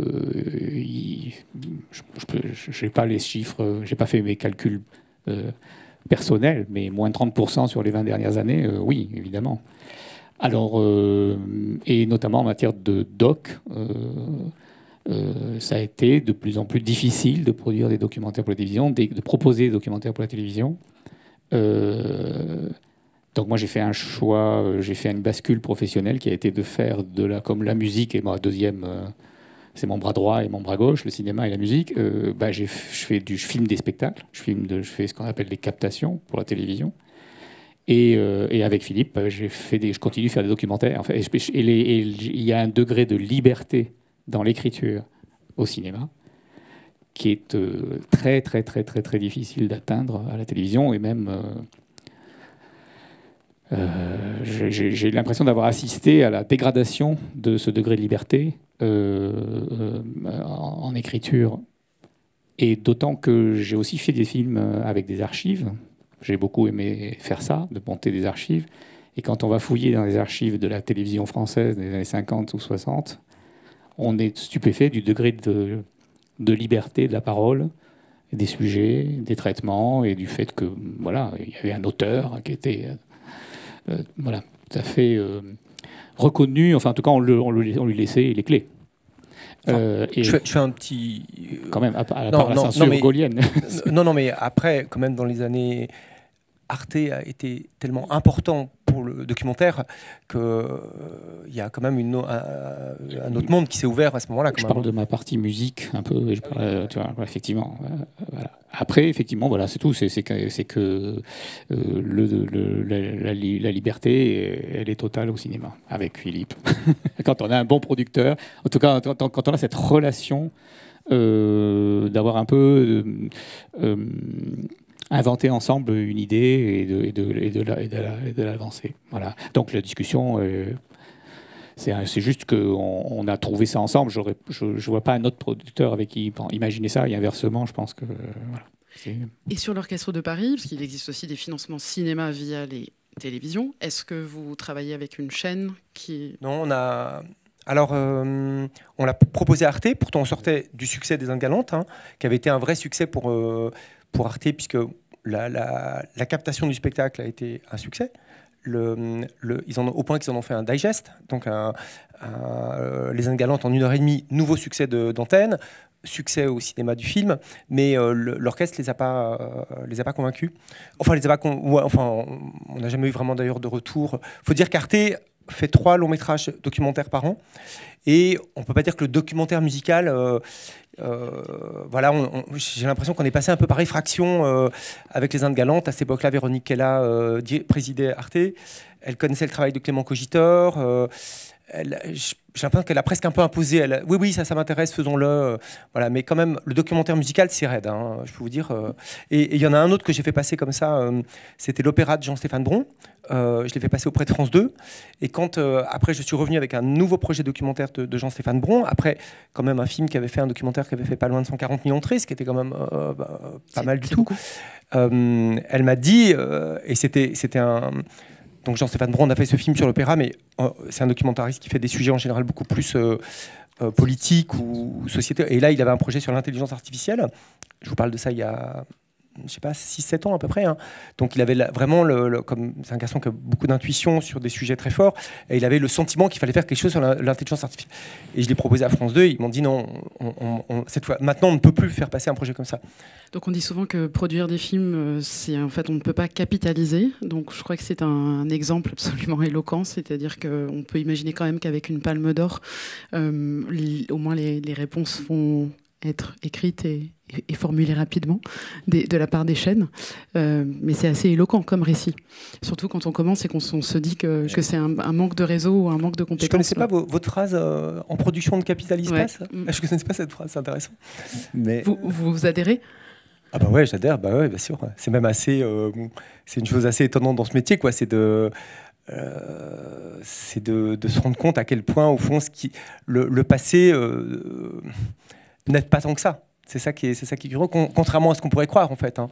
C'est-à-dire qu'à chaque fois, là, je viens de monter un film qui a rien à voir avec le budget dont on parle, qui est un film de Christophe Honoré, qui était un film un peu plus cher que ce qu'il fait d'habitude, mais pas plus cher que plein de films français, avec un casting incroyable. C'est fou comme j'ai ramé. C'est-à-dire que vraiment, et je revenais pas. Et après qu'on a eu la palme avec Anatomie. Donc c'est vrai que mais après c'est un moment quand même, c'est un moment assez tendu. C'est un moment tendu, quoi. Donc chaque investissement, chaque négociation est beaucoup plus difficile qu'avant. Et avec tout le monde, hein, quelque part, aussi bien avec les gens qui interviennent sur la fabrication d'un film, sur voilà, que ce soit les prestataires, que ce soit les agents, voilà, qu'avec les négociations avec les Sofica, par exemple, sont devenues une chose complètement surréaliste, dont je crois que ici, au CNC, qui est un peu la maison des Sofica qui les encadre, ils n'ont pas idée de ce qu'on fait, du délire que ça devient, en fait, d'ingénierie financière, en fait. Donc, et on a réussi à avoir un petit peu de Sofica sur le film de Philippe, mais en fait, on a des Sofica qu'à partir du moment où ils refinancent ce que le distributeur met. Donc en fait, le distributeur vous met une somme, donc vous êtes content d'avoir la somme, et la Sofica vous dit bah, moi je rentre dans le film et je rajoute en gros 30 000 €, mais seulement si je refinance le MG du distributeur, ce qui n'a aucun intérêt pour nous. Parce qu'en général, ça augmente la commission, et si jamais le film marche, ils récupèrent beaucoup plus. Mais c'est la condition pour laquelle ils mettent... et c'est vrai que tout est plus difficile quand même. Ouais. Julie, est-ce que tu veux rebondir ? Oui, moi ça me parle beaucoup ce que tu dis, parce que bon, d'abord, ça rassure de se dire que des producteurs très expérimentés, effectivement, qui ont fait leurs preuves, ont aussi des difficultés. On se dit que c'est pas juste nous. Ça rassure pas forcément. Hein, mais... Non, mais c'est vrai, ça dépend. Ça dépend des jours. Ouais, ça dépend des jours. Du truc, la bande va être longue. Hein. Tu regrettes pas d'être venu ? Mais en fait, ce dont on a très peu conscience, et c'est intéressant quand on produit à l'international, c'est qu'on voit des modes de fonctionnement complètement différents. C'est-à-dire que autant en France, on a donc, comme je disais tout à l'heure, un espèce de panel assez large. Donc si la télé ça marche pas, on va au cinéma. Si l'avance sur recette avant réalisation ça marche pas, ben, on avance un peu en marchant et puis on attend l'avance sur cette après réalisation. Donc on a l'habitude en fait d'aller chercher un petit peu partout. À l'étranger, c'est très différent. C'est-à-dire que souvent il y a un fonds national, une chaîne de télé et basta. Mais ils mettent énormément d'argent. Et donc le niveau d'investissement, le niveau d'ingénierie financière, mais même d'ingénierie tout simplement intellectuelle, psychologique, dont il faut faire preuve, enfin de ténacité dont il faut faire preuve pour les auteurs, réalisateurs, pour les producteurs, pour les équipes de production qui doivent quand même se taper. Enfin voilà, toute cette réflexion en amont pour avoir, je ne sais pas combien de dizaines de lignes à son plan de financement. Voilà, nous, c'est, je sais pas, on a 30 lignes à notre plan de financement pour 300 000 €. Bah, dans d'autres pays, ils vont avoir 2-3 lignes et ils auront 500, 600. Alors il y aura beaucoup moins de films qui seront produits, mais voilà, c'est une logique assez différente. Mais moi je pense que comme on est au CNC, c'est quand même important que les gens du CNC entendent, à mon avis, 2 choses. La première, c'est que c'est vrai que de produire ces films-là, ça prend énormément de temps et donc il faut absolument financer les productions, les équipes de production. Ça ne veut pas dire les producteurs en fait, c'est vraiment toute l'ingénierie qu'il y a autour de. C'est-à-dire qu'aujourd'hui, avoir une société de production sans administrateur, sans comptable interne, sans bras armés de cette financiarisation de la production, c'est quasiment impossible. Enfin, en long métrage, c'est évident, mais même en documentaire, ça devient vraiment le cas. Et la deuxième chose, c'est qu'en fait, nous, les producteurs, on est toujours en train de non pas calculer la recette qu'on va se garder à la fin du film, mais de calculer toutes les contraintes qui nous sont imposées par cette multiplicité de partenaires, par cette multiplicité de logiques de financement. Donc je le dis, c'est pas de la plainte, c'est juste une réalité, c'est-à-dire que un CNC va pas avoir la même logique qu'une ProCirep, va pas avoir la même logique qu'une Sofica, va pas avoir la même logique qu'un France Télévisions, qu'une région, etc. Quand on fait de la coproduction à l'international, on décuple ces logiques-là. Donc en fait, voilà, dans la production aujourd'hui, c'est beaucoup de tâtonnements. C'est pour ça que je refuse le terme, enfin je refuse, non, mais bon, que le terme de stratégie pour moi est beaucoup trop carré en tout cas pour s'appliquer au genre de film que nous on produit. Ça pourrait être navigation à vue, survie, etc. Mais moi, juste pour compléter, moi j'ai l'impression, je me rends compte aussi, par exemple, moi, mes camarades de ma génération, en fait, on est assez formés en dire de production. Moi, j'ai quand même fait une formation de 6 mois, 8 mois, 1 an pour... Je veux dire, tout d'un coup, il y a des compétences effectivement techniques, administratives qu'il faut avoir avec des règles assez complexes et qui se justifient par ailleurs parce que c'est de l'argent public, parce que voilà, il y a tout un... Mais voilà, moi j'ai l'impression que le producteur maintenant doit acquérir quand même un savoir-faire de dire de prod pour pouvoir jongler et jouer effectivement par rapport à toutes ces aides. Alors, enfin, moi, certains autres producteurs m'ont dit qu'à une époque, c'était beaucoup plus... c'était différent. C'était pas le même contexte aussi technique, aussi administratif. Et que donc, effectivement, il faut réfléchir comment on finance aussi tout ça. Même moi, voilà, une société qui a 5 ans, bah, en fait, là, il y a besoin d'une admin parce qu'en fait, sinon, on va exploser. Et surtout, après, derrière, c'est l'accompagnement vis-à-vis des auteurs qui deviennent complexes. En fait, c'est un équilibre. C'est très important ce que vous dites. Parce que c'est vrai que moi, il y a plein de choses que je faisais quand je commençais à produire, ce serait impossible de les faire maintenant, quoi. Ne serait-ce que les contrats, ils font 3 fois plus de pages, tout s'est complexifié et c'est très difficile aussi d'être loin de la fabrication. Maintenant, si on produit un film, alors ça dépend quel film on fait, hein, mais même, je pense, les gros budgets, je sais qu'Alain Attal, quand il fait Astérix, je peux vous dire qu'il regarde de près, même si jamais c'est des dizaines de millions d'euros, on ne peut plus produire comme à une certaine époque, trouver le financement, déléguer la fabrication à des bons directeurs de production et espérer que ça tient dans les clous. Ça, c'est vrai pour des budgets très, très serrés et aussi pour des gros budgets. On est obligé de savoir ce que coûtent les choses comme jamais presque. Parce que c'est la variable d'ajustement est là pour réussir à fabriquer les films aujourd'hui. Il y a une chose que j'aimerais dire quand même pour donner peut-être un aspect un peu plus lumineux du tableau, c'est quand même le plaisir que c'est ensuite quand on sort un film de le confronter aux salles, quoi. C'est-à-dire que quand ça se passe bien, et comme ça s'est bien passé sur Traviata et nous, et comme ça s'est encore mieux passé sur Inde Galante, c'est assez impressionnant de voir à quel point il y a un tissu d'exploitants qui est là et qui n'attend que ça, quoi. Soutenir ces films, les défendre sur la durée. Et sur Inde Galante, ça a été impressionnant de voir que pendant presque 1 an, le film, chaque semaine, allait dans des villes dont j'avais jamais entendu parler, et dans chacune des villes, il faisait ses 200-300 entrées par semaine, à raison de 2-3 projections. Il y a quand même quelque chose qui fait que, au bout d'un moment, l'aventure devient cohérente économiquement, comme peu de films le sont. Parce que voilà, quand vous faites presque 100 000 entrées sur Inde Galante, bah, c'est super. C'est-à-dire que le distributeur remonte de l'argent, moi je remonte un peu de fonds de soutien.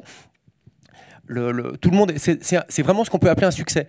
Et proportionnellement, en fiction, atteindre ce niveau-là de succès, c'est hyper dur. C'est-à-dire que très souvent, vous faites un film qui va coûter 5 ou 6 fois plus cher, et si vous faites 2 fois plus d'entrées, déjà vous êtes content. Donc évidemment, on voit bien qu'il y a un hiatus, quoi. Ça, et ça, c'est quand même intéressant de se dire ça, c'est que ces films, si jamais on arrive à peu près à les faire à des coûts à peu près raisonnables, et qu'au fond, on a un distributeur qui sait faire ce travail en profondeur, qui sait le défendre, voilà, à partir de 80 000 entrées, ça tient debout, quoi. Et ça tient debout. Pyramide n'a jamais caché qu'ils ont gagné beaucoup d'argent avec Anne Galante, par exemple. Ils sont ravis de cette aventure. Hein. Je rajoute juste une chose concernant cette rencontre avec le public. C'est-à-dire les films documentaires, c'est les films dont on parle. C'est des films sur lesquels on rencontre des gens. Donc cette exploitation du film, je l'ai beaucoup accompagné et je ne m'en lasse jamais de ce moment-là. Et pour moi, la cohérence économique, elle est aussi là, en fait. C'est une cohérence artistique, c'est une cohérence de dialogue, en fait. C'est-à-dire qu'on n'est pas que des producteurs d'objets qu'on envoie sur la Lune. Voilà. Ce matin, on parlait de conversation. C'est très beau, ouais. C'est le nerf de la guerre quand on sort un film en salle et un documentaire. C'est le sens d'un documentaire en salle qui est souvent menacé. Et voilà, donc c'était important de le redire. On doit vraiment ouvrir la salle, mais... Juste un dernier mot pour, justement, de ce point de vue plutôt de réalisatrice et d'autrice. C'est que je me rends compte que vraiment cette question de la diffusion nous dépasse complètement, nous, en tant qu'auteur, quoi, parce que... Moi, quand je pense à un film, j'y pense pas. Enfin, c'est pas que j'y pense pas, mais j'ai le sentiment soit qu'il faut que je rentre dans un déni, parce que si je me dis, je compte en nombre de spectateurs, je me dis, mais tout ça pour ça. Enfin, et il faut pas, en fait, parce que je crois réellement que ces films, enfin, je parle pas du mien, mais que les films sont nécessaires et qu'il faut absolument qu'ils existent et qu'ils soient là.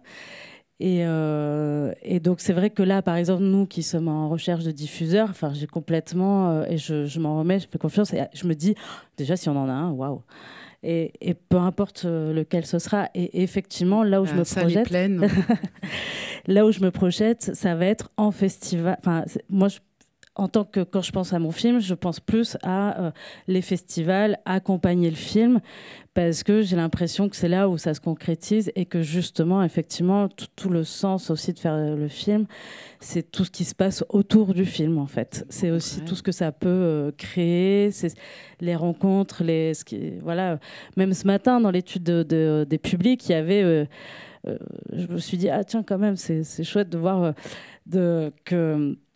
Après un film, il y a quelque chose qui bouge chez le spectateur. Et donc après, c'est pas importe le film, hein, mais je me dis c'est rassurant et ça donne, voilà, ça donne de la force de se dire bon bah quand même, effectivement ces films doivent exister. Mais effectivement, c'est beaucoup dans le rapport au public et dans le festival, là où aussi l'économie est menacée et là aussi en tant que réalisateur pouvoir être présent. Producteur aussi. Et producteur, c'est de plus en plus complexe. Oui, ça fait partie des recommandations de ce rapport, quand même, justement. Enfin, moi, je le ressens beaucoup. C'est-à-dire qu'un documentaire, ça rend beaucoup. C'est-à-dire qu'un documentaire, ça rend beaucoup, je trouve, par rapport à tout ce qu'on lui consacre, rapporté à des fictions ou des fois qui sont des films beaucoup plus lourds. Voilà, les films sortent et puis un mois après, c'est terminé, quoi. Les documentaires, même quand ils marchent pas de façon spectaculaire, il y a toujours quelque chose sur la durée de vie, quelque chose qui fait, on se dit...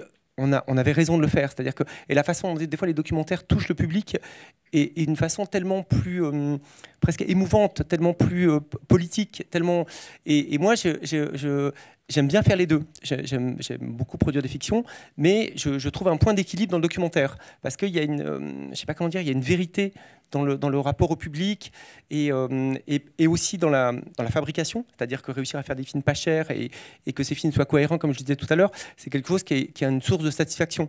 Donc, malgré les difficultés dont on peut parler, moi, c'est un genre que j'aime profondément hein, et que j'aime profondément produire. Vous avez vu, en fait, on devait parler de financement, mais on dérive sur le sens. Oui. C'est bon signe. Est-ce qu'il y a des questions dans la salle? Qui produit dans la salle? Ouais, majorité. Qui réalise?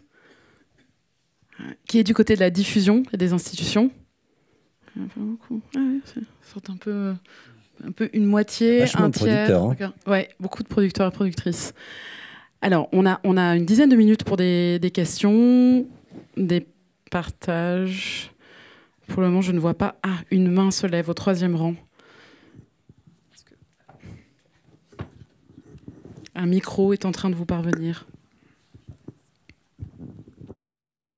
Il y a quand même qu'en France, où il y a une distinction aussi claire, de la part du CNC, en tout cas, entre cinéma et télévision. En fait, des aides publiques de manière générale. Dans les autres pays, il y a non seulement moins de sources de financement, mais en plus, ils ne font pas la distinction, ce qui fait une énorme différence pour produire des films. On va prendre peut-être une deuxième question s'il y en a, comme ça on groupe les réponses. Gardez vos questions concises et vous pouvez vous présenter aussi. Alors, y a-t-il des bonnes volontés ? C'est très bien d'aborder la question de comparer aussi, parce qu'on n'a pas vraiment beaucoup parlé de coproduction, ni de question d'exportation des films français ou des documentaires français à l'étranger. On pourrait aussi parler de territoire et de géoblocage. Oui, ouais, je me permets juste de rajouter justement à l'intervention. Mais il faut aussi regarder le cinéma dans les autres pays et on constate que la France est quand même assez exceptionnelle. Donc je ne sais pas si on peut faire un lien de cause à effet, mais il y a quand même quelque chose qui semble fonctionner. Non, mais... Troisième question. Rien. Alors, allez-y sur la question. Je fais juste une remarque sur ce que vous dites. Non, mais on dit tout ça. Dès qu'on se regarde à l'étranger sur tellement de sujets, tout va tellement moins bien. Évidemment, vous avez raison de rappeler ça, c'est essentiel, que la France, et surtout après le Covid, sur tellement de sujets, le cinéma, mais la culture en général, devient de plus en plus une exception. On peut s'en réjouir et s'en inquiéter en même temps. Et ce qui est important, je suis complètement d'accord, et ce qui est important, c'est la complémentarité des aides. C'est-à-dire qu'on puisse passer, qu'au CNC, il y ait une espèce de cohérence, qui ait un aéropage assez large, et qu'on puisse passer d'une aide à une autre, qu'on puisse accompagner la réalité de l'écriture. Dans mon cas, c'est du court au long, mais voilà, on voit bien que ça fonctionne à partir du moment où il y a des aides distinctes et que les gens se parlent. En général, quand même, ça fonctionne pour arriver à produire un film. Et cette distinction entre audiovisuel et cinéma, il faut quand même replacer dans le contexte de la chronologie des médias, qui est un système protecteur. Et l'industrie du cinéma est une des rares industries extrêmement protégée et qui permet aux producteurs français, effectivement, d'être valorisés et de continuer à pouvoir, disons, travailler comme les producteurs l'entendent. Et la question des droits et de la dégéolocalisation des droits est actuellement au Parlement européen. Donc ça, c'est aussi une question qui va s'ouvrir politiquement. Bref, mais c'est un autre débat. Donc pourquoi il y a deux tuyaux ? Mais parce qu'aussi, c'est une industrie qui est protégée. Et c'est une chance de fou. Moi, à Marseille, je veux dire, il y a beaucoup de producteurs italiens et espagnols qui viennent en France et ils disent, mais vous pouvez le faire. Enfin, et effectivement, peut-être que notre dialogue a pris un côté... comme on avait des cas d'études, on a assez critiqué, mais c'est plutôt globalement très positif. Et moi, un exemple personnel aussi, je veux dire, ma famille, elle n'est pas très riche, je viens un peu de nulle part, et pourtant, il y a un système qui permet à des gens qui ne sont pas forcément issus d'une certaine ville, d'une certaine géographie et d'un certain capital social, on y arrive quand même. Et ça, effectivement, il ne faut jamais l'oublier, parce que la complémentarité des aides fait que... en fait, si le film il est bon, ça va le faire. En tout cas, moi j'y crois à fond. Voilà. Et donc effectivement, il faut garder quand même le cap et ne pas être trop négatif. Mais c'est très français, non, de critiquer comme ça. D'autres questions à nos précieux invités ? Rien du tout. Moi, j'ai une question pour Julie. Allez-y. Tout à l'heure, Julie, tu as dit que tu avais décidé de ne pas présenter le projet à l'avance sur recette. Mais c'est étonnant parce que c'est quand même le financement le plus important que tu puisses avoir. Comment tu te dis, non, je ne le présente pas ?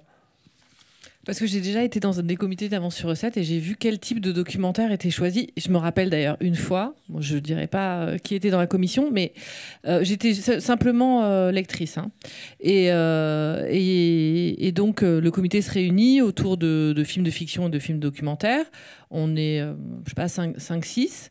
Et il y a des personnes qui disent « Ah ben non, moi j'ai lu ces documentaires, mais je ne m'y connais pas assez en documentaire, donc je ne peux pas juger. » Et ils étaient sur le point de choisir un documentaire pour le faire monter en plénière.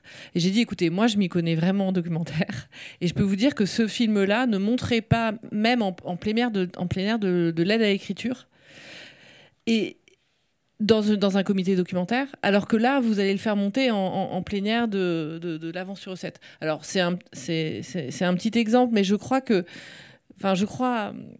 Je crois qu'il faut vraiment que dans les comités, en tout cas, que ce soit d'avance sur recette, de la contribution financière, enfin l'aide avant réalisation pour le court-métrage, qu'il y ait des gens qui soient du documentaire. Ça ne veut pas dire, moi je me définis pas, je produis quand même principalement du documentaire, mais je produis aussi de la fiction.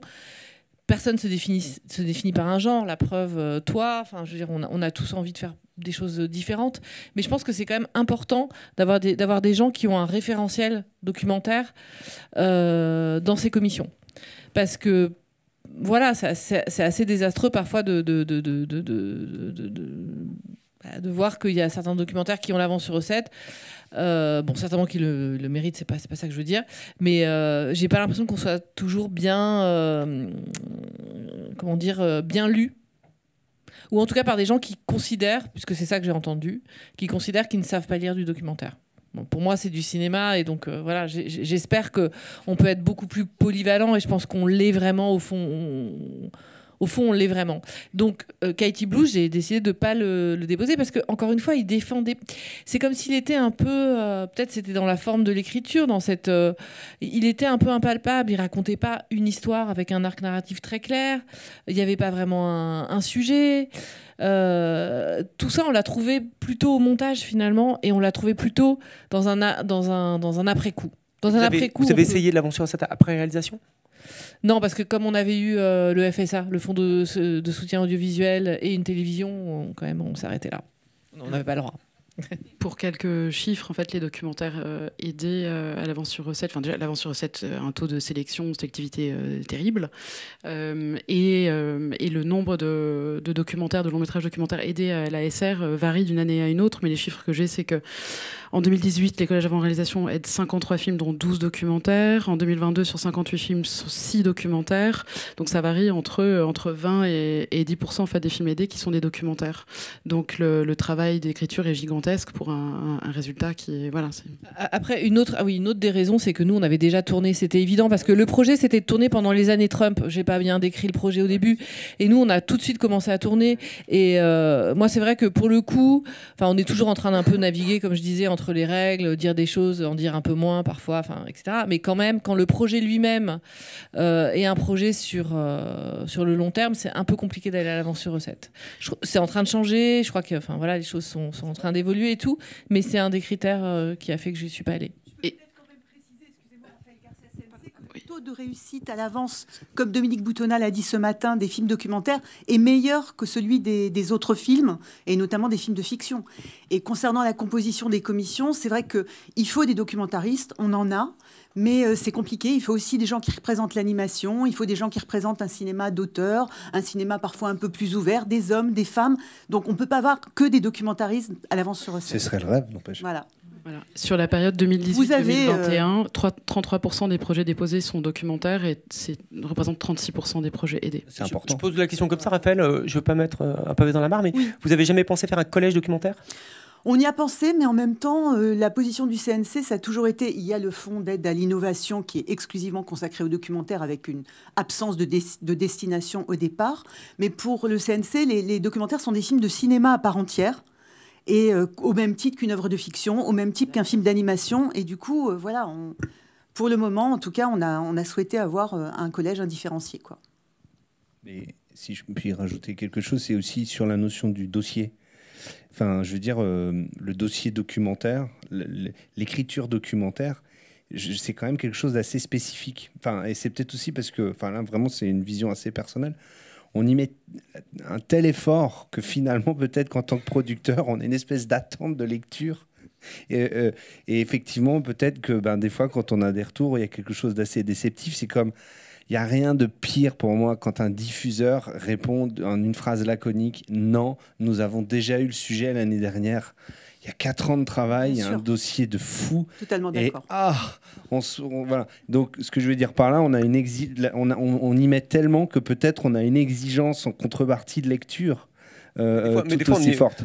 Souvent, avec Philippe, au stade de l'écriture, on s'engueule un peu parce qu'il va trop loin. C'est-à-dire, je lui dis, mais c'est trop dense, quoi. C'est trop dense. Et il y a cette question, quoi. C'est-à-dire, comment rendre un peu séduisant un projet de documentaire à des gens qui n'ont pas l'habitude de documentaire. Puisque tu dis, Raphaël, il y a quelques représentants des documentaires dans les commissions, mais beaucoup sont des gens qui n'ont pas de familiarité avec le documentaire. Donc comment on fait pour les intéresser et quel est le degré d'écriture qu'il faut avoir. Et des fois, il ne faut pas aller trop loin parce qu'on perd le lecteur et c'est plus très clair. Après, Julie, tu as peut-être eu une mauvaise expérience aussi, mais quand on a un documentaire qui convainc un ensemble de commissions et qui est suffisamment lisible, qui en dit suffisamment et pas trop pour pas qu'on ait l'impression que ce soit totalement écrit, voire tourné, ça convainc. Donc, non, mais je vais revenir. Hein, je m'arrête pas là. Allez, je m'arrête moi. Après, justement, il y a cette question-là. Tu viens de dire le mot rendre séduisant, et pour un auteur, c'est assez complexe, je trouve. Oui, mais des fois, c'est presque le boulot du producteur, ça. C'est ce que j'allais dire. C'est aussi le boulot du producteur de savoir, enfin, de sentir les choses, de savoir comment présenter de manière peut-être. Parce que c'est vrai que des lecteurs dans une commission, c'est aussi un travail très particulier. D'ailleurs, enfin, vraiment, c'est un énorme boulot. Donc voilà, merci à tous ceux qui le font. Moi, on le fait tous un peu, mais c'est vraiment un énorme boulot. Et il faut un peu savoir faciliter. Donc ça, c'est le rôle du producteur de faire un peu le tampon entre le réalisateur, l'auteur qui a sa façon de penser, d'écrire, etc. Et le fait de présenter le projet à des commissions qui vont avoir 20 projets à lire. Et en même temps, moi, je trouve que les réalisateurs, par exemple, avec qui je travaille, le retour d'une commission est un moment extrêmement important dans le travail. Je veux dire, des retours, c'est un moment important, même fondamental. Et moi, j'y crois vachement, en fait, là-dessus aussi. Ça fait partie du travail. Et notamment, les retours du CNC, c'est des moments où, a priori, quand même, le film, ils sont juste les retours. Parce que la force collective, l'intelligence collective d'une commission, voilà. Donc moi, c'est à quoi ça sert, limite, d'écrire un dossier? C'est pour avoir les retours. Et ensuite, on avance. Donc, voilà, je trouve que c'est intéressant, ça. Moi, j'ai encore une question concernant la salle, parce que justement, le rapport auquel vous faisiez référence, Nora, parlait aussi du nombre de films documentaires sortis en salle. Et là, on a eu 2 exemples. Julie, le tien, je crois, 5000 entrées, tu disais, et le vôtre, pratiquement 100 000. Et j'imagine le nombre d'entrées fait partie quand même aussi du financement du film et d'un certain succès. Est-ce que vous pouvez dire quelque chose encore sur ce rendez-vous avec le public en salle? Qu'est-ce qui fait que ça soit un succès ou pas? Moi, j'ai envie de répondre d'une certaine façon à ta question. C'est-à-dire que quand un réalisateur, une réalisatrice vient me voir et dit qu'il veut absolument faire son documentaire pour le cinéma, je l'alerte sur vraiment cette grande difficulté aujourd'hui à sortir un film en salle, pas seulement à trouver un distributeur, mais aussi, il y a plein de films qui n'ont pas de distributeur en salle, il y a plein de producteurs qui décident de distribuer leurs films parce qu'ils ne trouvent pas de distributeur en salle. C'est pas le cas de Philippe, mais parce que Philippe, il a déjà quand même un certain nombre de films derrière. Mais ça a été le cas la première fois, voilà.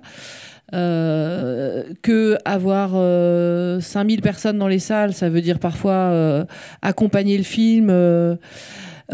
Pour un réalisateur, c'est une deuxième vie. C'est un peu comme les mamans, elles travaillent la journée et puis le soir elles vont accompagner le film. Les réalisateurs, ils font le film et puis après ils vont l'accompagner.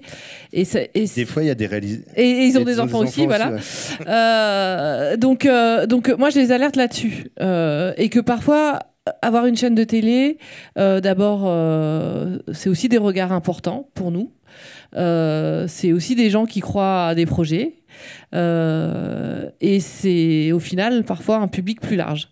Alors c'est parfois frustrant parce qu'on ne sait pas qui a vu le film, et c'est vrai que ce retour du public, c'est le Graal en fait. C'est vrai que c'est ça qui nous fait vivre quand même, tous. Donc moi j'ai un peu envie de répondre à ça comme ça. Après les 5000 entrées, moi je m'en fous. Je veux dire, le film il existe, il va continuer à vivre, il va voyager partout dans le monde.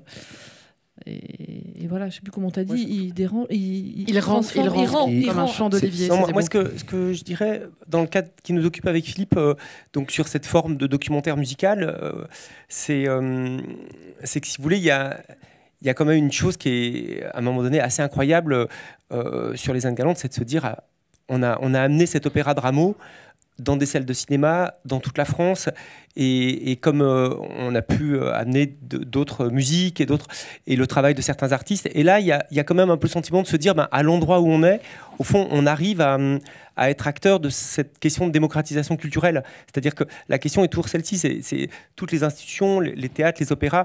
L'opéra, que je connais bien parce que je me suis occupé de la 3e scène pendant 5 ans, qui est la plateforme digitale de l'opéra. L'opéra est en permanence cette question de se dire mais comment faire venir le public à l'opéra, qu'est-ce qu'on peut faire, et ils ne savent plus quoi faire comme initiative. Et là, tout d'un coup, quand on fait des films comme ceux qu'on fait, le public, il vient à l'opéra. C'est-à-dire qu'il sort d'une salle de cinéma, il a vu quelque chose qui n'est pas une captation, il a vu quelque chose qui est vraiment le projet d'un metteur en scène, donc c'est-à-dire avec de la mise en scène, avec un point de vue sur ce qui va être montré, tout en essayant de garder la promesse du spectacle. Et ça, c'est quand même une satisfaction de se dire dans la chose qui nous occupe beaucoup avec Philippe de ce goût pour la musique et l'opéra, de se dire quand même on arrive à ça en France, et Traviata et nous, c'est une quinzaine de pays qui tout d'un coup voient l'opéra autrement. Et pareil pour le documentaire de Jean-Stéphane Bron, l'opéra qui s'est vendu dans une douzaine de pays. Donc si vous voulez, ça c'est quand même pour moi ça a du sens, quoi. Je me dis à l'endroit où on est, on arrive quand même un peu à faire un tout petit peu avancer cette question, là où il y a tellement d'institutions qui, on va pas dire qu'ils n'y arrivent pas, mais qui arrivent difficilement avec beaucoup de moyens. À quoi je rajouterais que, pour moi, la façon de faire un film musical ou un film sur l'art opéra lyrique ou musical dans une salle de cinéma, c'est pas simplement faire œuvre de médiatisation ou de transmission, comme on peut le faire à la télévision, mais c'est recréer un spectacle pour une salle de cinéma. Et une salle de cinéma, c'est une salle de spectacle, pour moi. La question de l'accès du documentaire aux salles, c'est absolument fondamental. L'accès à des bonnes séances, à un certain nombre de copies, le fait que les films restent en salle. Et là, en fait, on se rend compte quand on compare les sorties des films donc non documentaires et documentaires. En première semaine, un long métrage documentaire sort sur 6 fois moins d'établissements en fait, qu'un autre type de film. Et on remarque aussi que 38% des documentaires en première exclusivité sont distribués dans moins de 10 établissements. Même. Voilà. Donc la question de l'accès aux salles, c'est un vrai débat et qu'il faut évidemment défendre. Et moi, je voulais faire un retour. Il m'est arrivé, j'ai une anecdote par rapport au public, parce que c'est quand même assez. On est dans une équation où le public n'est pas une nécessité absolue. Par exemple, quand on dépose une demande d'aide, il n'y a pas cet enjeu de, selon vous, combien de spectateurs il y aura. Puis si on pense qu'il y aura beaucoup de spectateurs, on va vous donner l'aide. Donc il y a une décorrélation entre l'obtention de l'aide et le spectateur. Dans ma chère et tendre région sud, c'est le nouveau nom de la région PACA, je rencontre un élu d'une ville qui s'appelle Digne-le-Bain, un élu régional. Et alors on discute, etc. Et il dit, mais moi je vote à chaque fois pour les films, mais moi je vois jamais les films et vous faites jamais de spectateurs. Donc moi, je ne sais pas si je vais continuer à voter pour les films, parce que de voter l'aide obtenue régionale, parce que vous ne faites jamais de spectateurs, vous faites très peu de spectateurs, et on ne sait jamais où vos films sont diffusés. Donc effectivement, après, il faut déployer l'argumentaire, on développe une filière, vous financez, pourquoi vous financez un film, etc., etc. Notamment aussi, on ressort toujours ce même chiffre, quand une collectivité publique donne 1 euro de subvention, il y a 3 euros qui revient dans la région, puisque nous, on a des obligations de dépenses. Mais ce que je veux dire par là, c'est cet élément assez fascinant et incroyable quand même, que la production d'un film ou la qualité d'un film n'est pas vue que par le prisme du nombre d'entrées. C'est pour nous une évidence, je pense, dans cette salle. Mais il faut peut-être refaire un peu de pédagogie, et notamment auprès de certains décideurs, où il y a un discours qui commence un peu à se réaffirmer en disant en fait, on va aider les films qui vont faire des spectateurs. Et le critère du nombre de spectateurs est je pense, quelque chose qui va revenir à un moment donné. En tout cas, moi, j'ai des échos de plusieurs élus régionaux qui veulent réserver l'aide. Alors peut-être à un réalisateur, si un réalisateur il a fait 1 million d'entrées, il aura 1 million d'euros. Puis celui qui en fait 5 000, il aura 5 000 euros. Je plaisante, mais... L'importance des institutions publiques pour la recherche et la création dans le cinéma avait été relevée dûment par une certaine réalisatrice qui a reçu une certaine Palme d'Or en mai 2023. Merci à elle. Une dernière question, partage, avant que l'on clôture ce moment d'échange. Merci beaucoup, Philippe, Julie, Julia, Adrien. Merci à vous. Merci Laura. Et bon vent. Bravo, merci Laura.